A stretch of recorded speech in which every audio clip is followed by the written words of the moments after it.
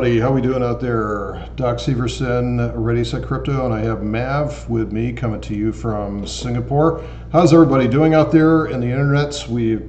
It's been a couple of weeks since we've been live here for a couple of reasons. We've been doing a lot of travel, as well as I actually physically moved too. So I'm in a whole different state, not only physically but also mentally, I believe, as well too. You had to So go there.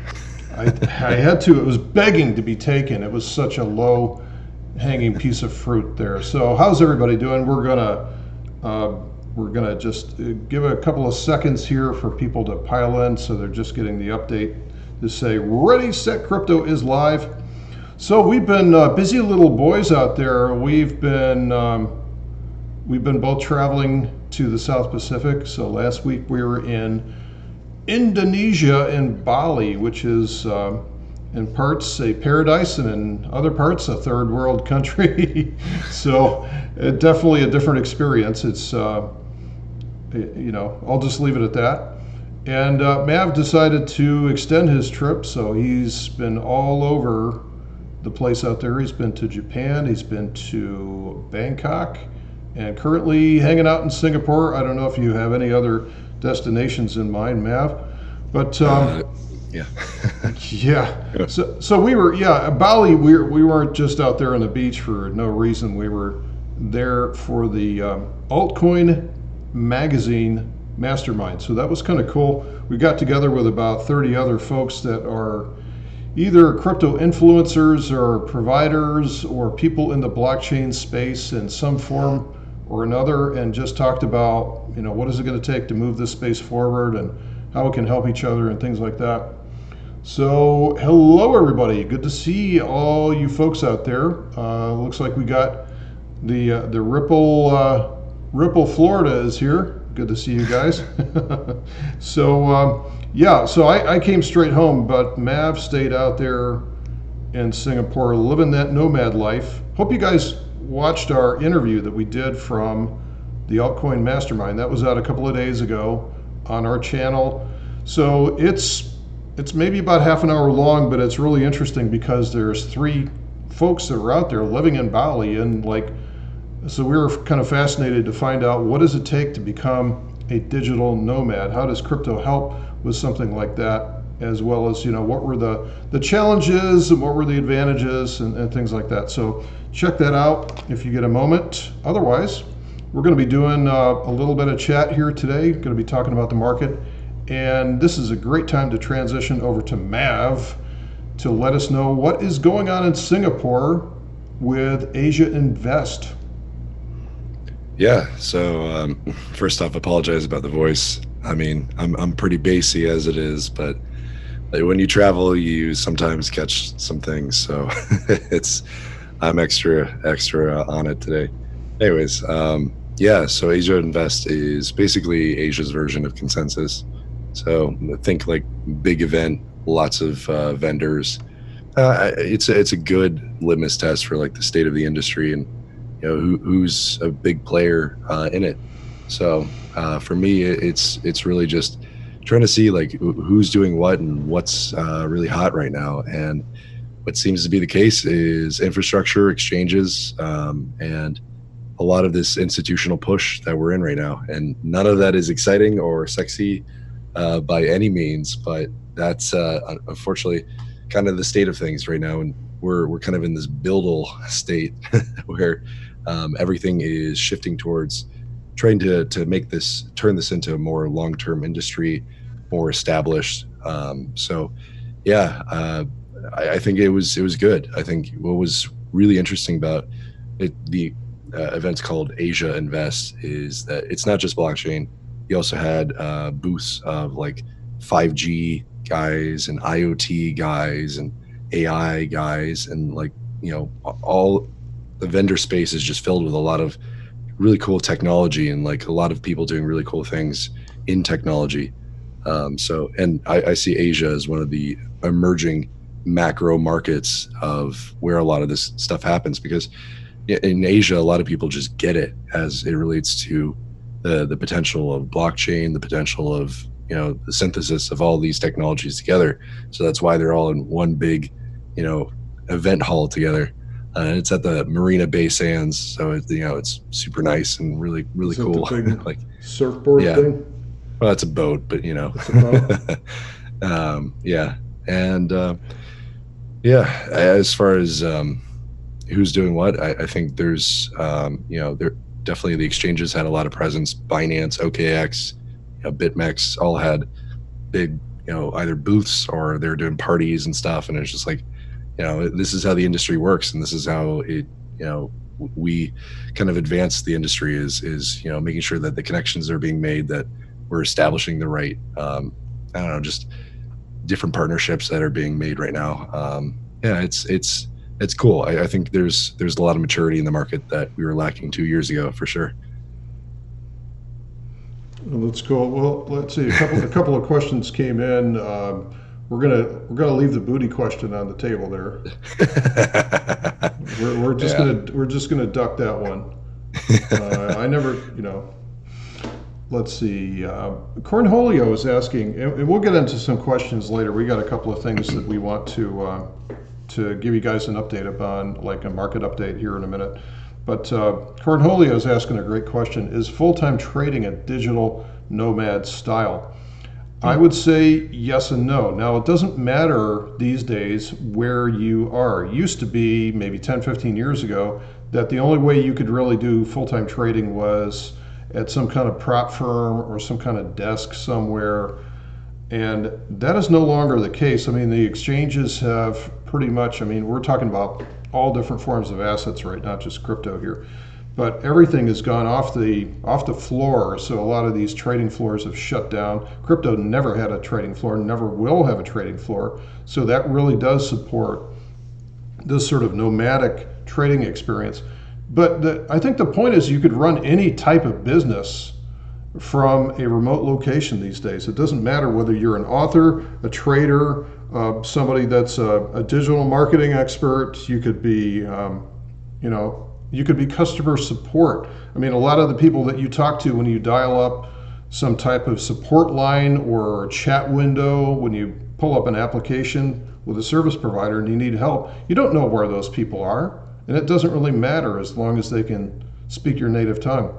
So I think we're seeing this just distribution of talent everywhere that, crypto really does facilitate something like that, because if you flatten the money supply like that, if you eliminate some of these barriers, it just becomes much, much easier. Now, some of the challenges that we found out with that is most places there is a duration on your visa. And that's always been the case, and that always will be the case. Like when we would go to England, 6 months and that's it, get yourself back on a plane. Some of these countries that we talked to, people that were doing nomad lifestyles, 3 months is about it. So a lot of it depends on the visa that you get.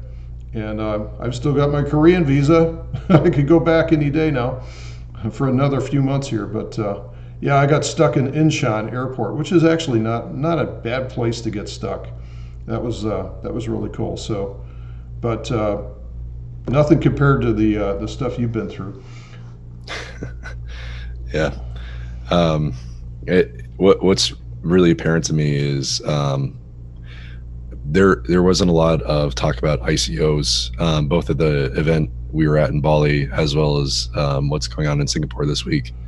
It's a lot more about facilitating the, for example, I went to the Coinbase event and talked a little bit to some of the global Coinbase staff, and what they're gearing up to do is to do exchange offerings, IEOs or STEOs, through the Coinbase custody solutions, and they're going global as well. So they're having a presence in Singapore, and that should just tell you what the market is shifting to as it relates to tokenizing of equity, tokenizing of assets, starting to talk more and more about the maturity of the markets as it relates to the assets that we're trading, and what the market really cares about as it relates to institutional traders and these sorts of businesses that are coming on and looking for the different advantages that blockchain equity provides.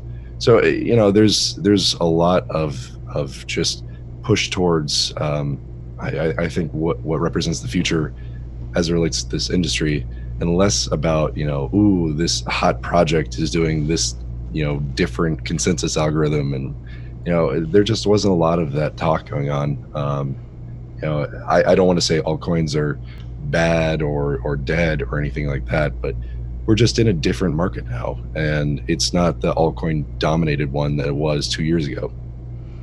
This is so similar to 20 years ago. It really is. Yeah. I hate to Yeah. keep saying that because, paradigms are meant to be broken, but my God, this is so close to what we went through 20 years ago, where you guys, we went through this big tech bubble, and it was exactly like 2017, where anything with a .com name was an instant target for IPOs. I mean, IPOs was the big thing back then, not ICOs, and everybody was just throwing money at these things left and right. And then they all burned to the ground, with the exception of just a few. And it took several years. I believe that crypto runs about 10 times faster than normal tech, so we're not going to have to take 20 years to restore the market in crypto. We've already started that, but guess what? If you look at any altcoin, all of the altcoins and the majority of the top 10 actually out there are still in a nasty, nasty bear market. There's really only one or two assets that are actually springing forth from the bottom. Yeah, we've gotten a couple of questions about the price targets for BTC, and what's the floor or the ceiling and all that sort of stuff. I mean, ultimately, at right this point, it's Bitcoin's market. We're seeing Bakkt come online. We're seeing more institutional players come online. A lot of the vendors that I looked at the vendor space today either dealt with Bitcoin directly, or they facilitated some sort of institutional on-ramp or ancillary service that relates to Bitcoin and Bitcoin services. It's just that is what Bitcoin represents as a market right now. Is sort of, it is crypto incarnate, and everything that we see or talk about with related to crypto is mostly about it. Yeah, I just had that video a couple weeks ago about Ethereum, and I'm still kind of on the fence about it with regard to its short-term viability. Obviously, having a computational engine for Web3 is really important, and DeFi is also really cool, but those things are going to take years to play out. So for the near term, as it relates to what this market cares about, what Bitcoin represents as a global hedge, that's just kind of where the value is derived from. So to me, that's I just saw an article about how, if based on the mining targets and the halving and all this sort of stuff, that we should see 31,000 BTC price per BTC by 2022, which I would not get too excited about that, because first off, that's highly theoretical, or any price prediction is, even if you try to base it on something like mining data or something concrete like that. But also understand a lot can change over the next 3 years, certainly in this space, certainly with something as volatile as Bitcoin, and certainly to expect that you will have your money go from $10,000 to $30,000 with this sort of like expectation of certainty is just, I wouldn't do that, because the opportunity cost of not taking advantage of the broader markets and the broader risks and expectations of things and what's going on right now, which is going to cost you. But there's a lot to be said about what Bitcoin is currently representing and where it's currently looking to go. So, Doc, what do the charts tell you? What can you learn from what's going on? I'll get to the charts in just a second, but I'd like to address a point that Nathan brings up here, which is a really, really good point, and it's something I've been saying, that I think there's this sort of notion that Bitcoin is going to be this inoculation against any kind of worldwide contagion in the money system, right? And that may eventually be the case. I very strongly believe that is going to be the case, because you have a decentralized, store of value in that case, which is not beholden to any sovereign money printing or any kind of deflation or stagflation, anything like that. So we all know that's good. However, the reality is, and I've been through one of these before, so we haven't seen one of these things in 10 years, and the next one could be as nasty, if not nastier, than the last one that we had. Here's my point. when the stuff hits the fan, everything gets sold.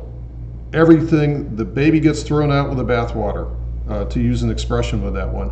Why? Because people are scrambling to raise cash because they're getting margin calls, they're getting redemptions, like they're getting phone calls saying you have to come up with X number of thousand or million in cash by tomorrow morning, or you are insolvent. You have to pay off your debts. And there are actually instruments that are out there where you can lose more than your initial investment in it, as we saw with that one commodity option player that you and I talked about a year ago.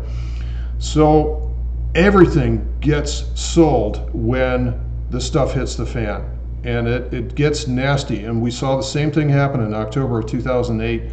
Gold got sold off. Everything got sold off. Everything got thrown out, right? But then what happens after that is the important thing. And I think we will see assets like gold, we will see assets like Bitcoin recover very, very quickly. Also, if you go back and study your history on there, companies like Apple recovered very quickly. Companies like Amazon recovered very quickly. Microsoft recovered very quickly from that crash and really didn't take too much of a hit. So the bottom line here is that if and when we do have an event, right, Bitcoin is going to be a longer term play for that. It will get sold off just like everything else will, but will recover much, much faster than anything else. So let's see here. I am going to, so Mav, wave like this because I'm going to move to a different screen here. So we're gonna miss your face. So one of the things I just want to give a little context here for, I'm going to go over and look at the charts here. I'm just going to look at Bitcoin. And the context that I'm going to put this under is the 4 major rules of price movement. And if you've been around this channel any length of time in the last year or so, you've seen me do this before, but repetition is the mother of skill, so let's do this again. Number 1, larger time frames dominate the overall trend. Why I'm giving you guys this is it's not anything, there's no magic here. This is just a very simple, solid system of watching price. Number 2, reversals start from the smaller time frames and then they propagate higher.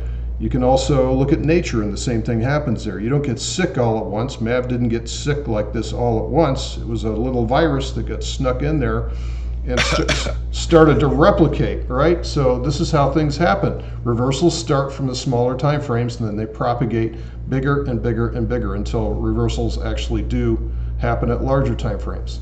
And then a very simple one, number 3, descending patterns break to the upside, ascending patterns break to the downside, vice versa, right? And then number 4, range expansion leads to range contraction. Now what I mean by this is that trends like this is range expansion, we're expanding the range, leads to range contraction. And then range contraction leads to range expansion again. And this is what we see over and over and over again in markets. And so this is kind of the context from this. This is from our fractal energy trading course, or if you want to search on YouTube under our channel, the 4 major rules video on our YouTube channel, where I went over this, maybe 6 to 9 months ago, and I did a full hour presentation on it. So I would, if you're struggling in markets trying to figure out just what the hell is going on with the price, and you think it seems random to you, especially with Bitcoin, something that's highly liquid and actively traded, then I would suggest that you get a little structure behind what you're doing.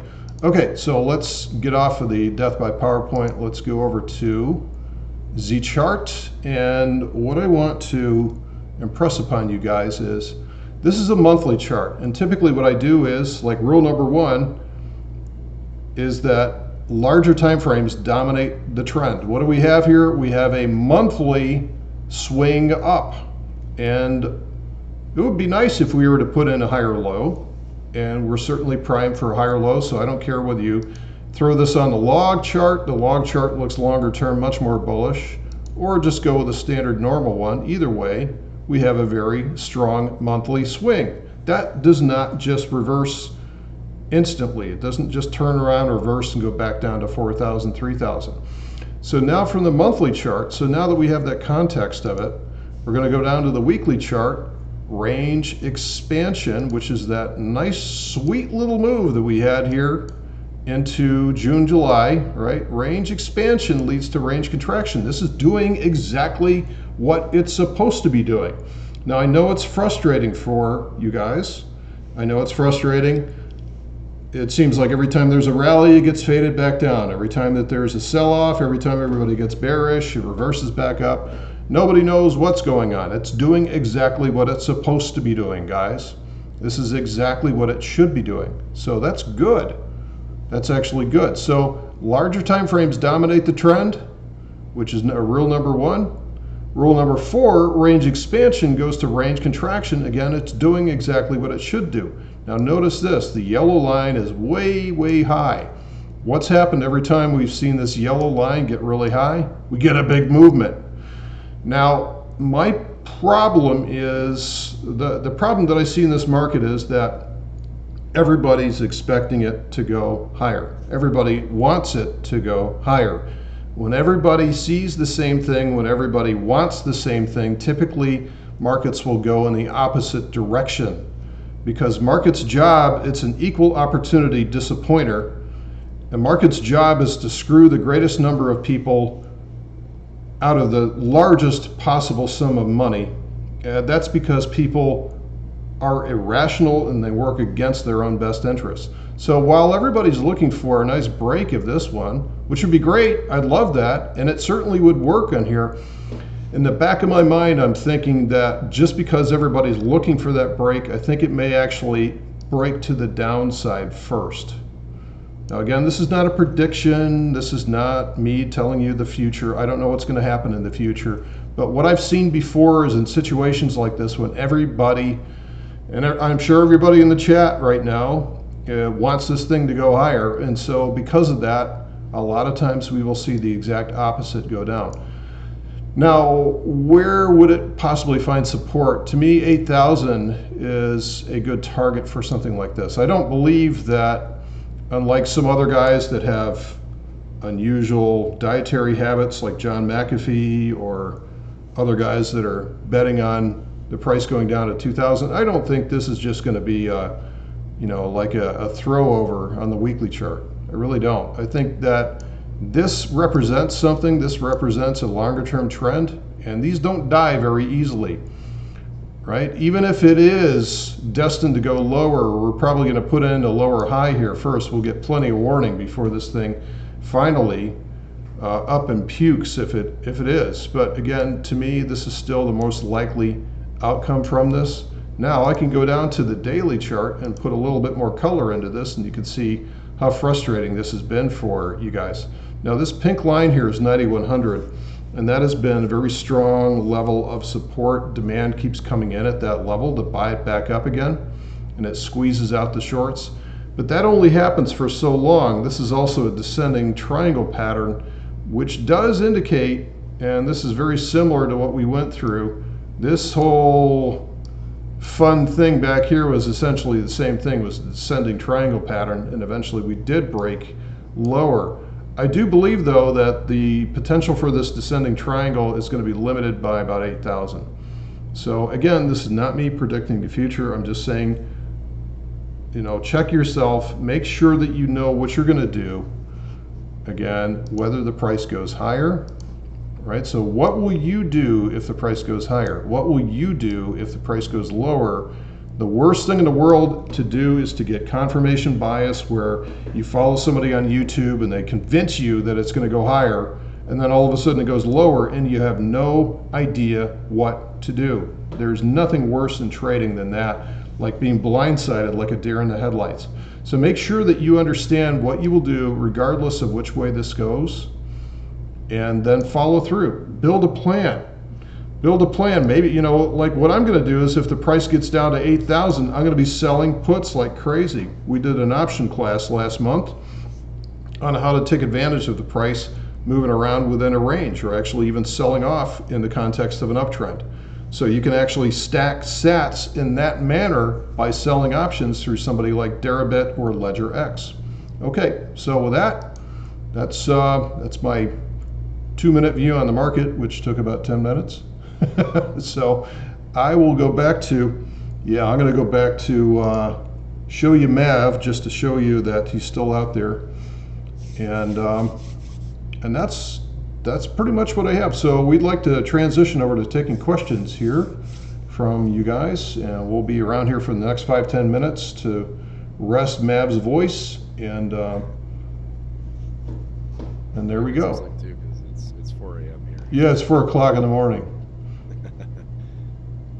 Yeah, I saw a live demo of another exchange doing options out here called BXB. It was really cool. They also could do like tap trading, so you could like instantly buy and sell, with certain volume sizes. So I don't know, just cool innovations being made.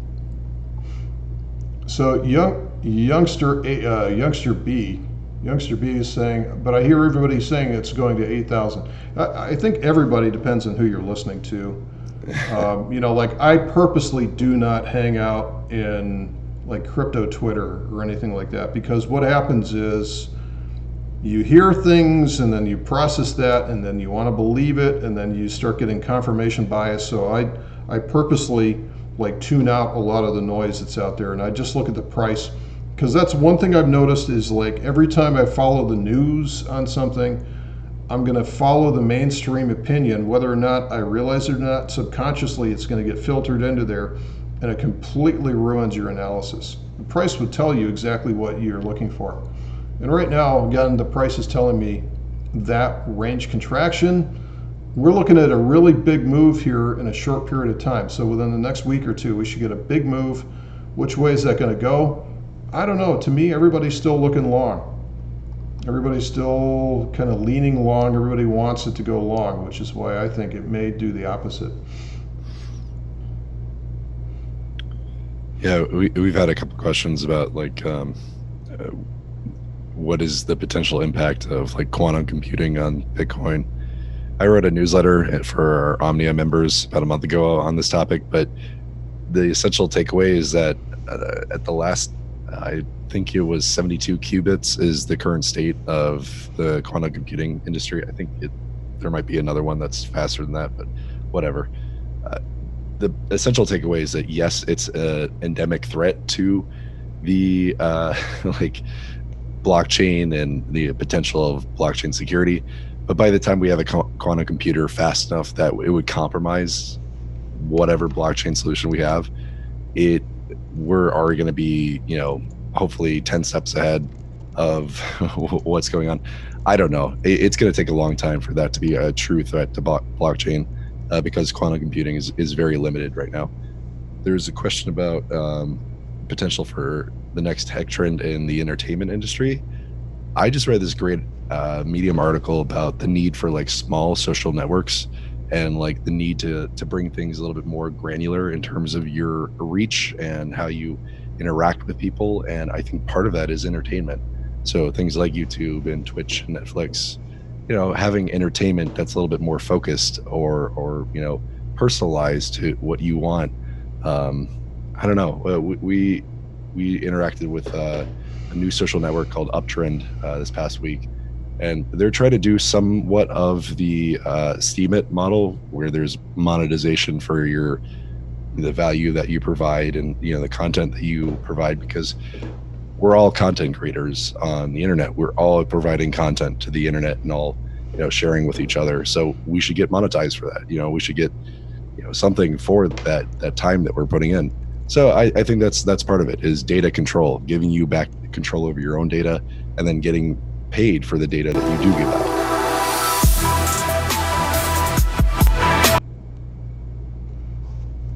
Yeah, it could also protect the network. That's a great point.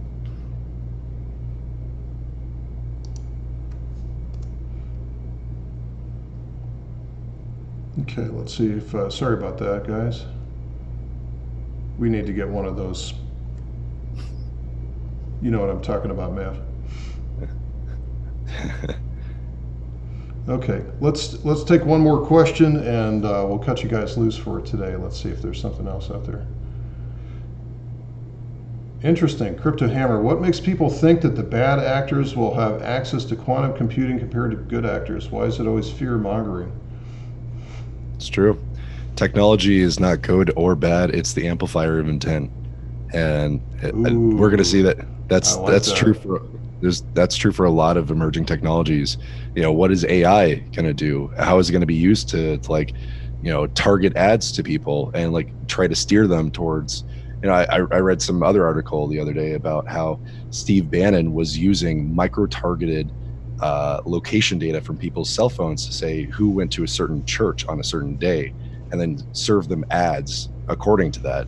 I'm not like calling out Steve Bannon or anything like that, but I like that's a great example of like how granular some of the targeted advertising has become.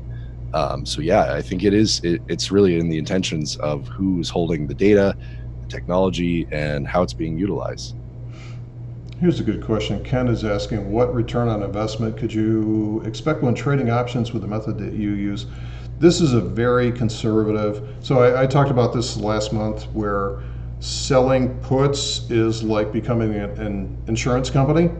So it's a very conservative style. Per trade, I'm typically looking at like a 2 to 3% return on investment of your capital for that. So this is not one of these like, oh my God, I made one trade and it's a life changing thing. It's more of something that you run in the background to stack Satoshis or just pull in some income in the background while you're doing some other, obviously more aggressive trades. But it's a very consistent, very high probability style of trading where you don't have to be right. Again, it's the price can go up, it can go sideways, and it can even go somewhat down on you, and you can still win the trade. Actually, the last two trades that I put on, price went against me in both cases, and I still won the trade.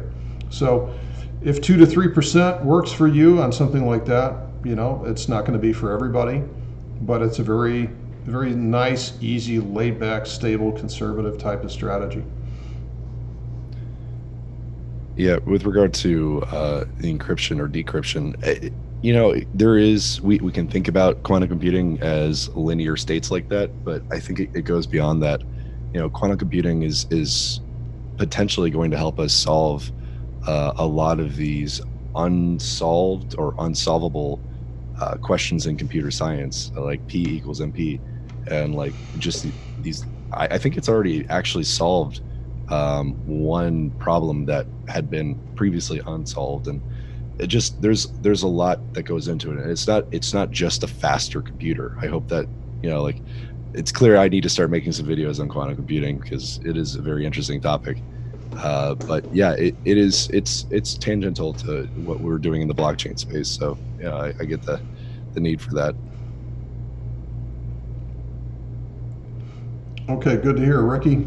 Yeah, the more people talk about options, I think the better off it is. It's options have been in the equity space for the past 40, 45 years or so. So this is just the same cycle that crypto's got to go through. I mean, we got derivatives at the beginning of this year in terms of futures, and look, Deribet's had options out there, but they weren't particularly liquid. They've improved significantly in just the last few months. Ledger X is now coming out there. I don't know what Bakkt is going to be doing in terms of that, but you're going to see more and more players out there. The odd thing about crypto is that each one of these guys is their own exchange, so they have their own liquidity to that, which is unlike how the equity markets do it with exchanges and brokers, and they all fight for liquidity for that. So this is going to be, somebody's going to end up on top of the pile with that. Yeah, Seraphin, I'm talking about writing options versus buying them. Buying them is a low probability but limited risk option. Yeah, LedgerX and Deribit are the two exchanges right now. There will be others very soon, I'm sure. Yeah, BXB was the one I mentioned earlier. That's BXP. more. Yeah. Is that an Asian? Yeah, they're based in Hong Kong. Okay, for how long? Oh, oh, that's sad. Was that rough? Was that uncalled for? No, Okay, I was talking to the CEO today, so I think they're doing cool stuff for sure. cool. Okay, I think we should wrap. So if we didn't answer any questions for you guys, let us know. You can reach out to us. Don't forget to check out the text below to sign up for our newsletter, which is It's at rscnewsletter.com. Yeah, that's our free one. And then we also do a premium newsletter through our Omnia service. Yeah, the Omnia service is great because what you get is it's like a Netflix model. It's all you can eat. Every class that we do, as well as the newsletter, as well as a community as well too. So you're not on your own out there, which is how most people are. Most people are trying to figure this out on their own, and it's very difficult to do. Everybody goes through that. So why do it? It's a reasonable fee per month, and everybody's really cool on the site. So I'd say so. yeah. Thanks everybody for hanging out with us today. I appreciate the questions, and keep them coming. And we'll see you guys real soon. Take care now. Thanks for hanging out, guys. See you soon.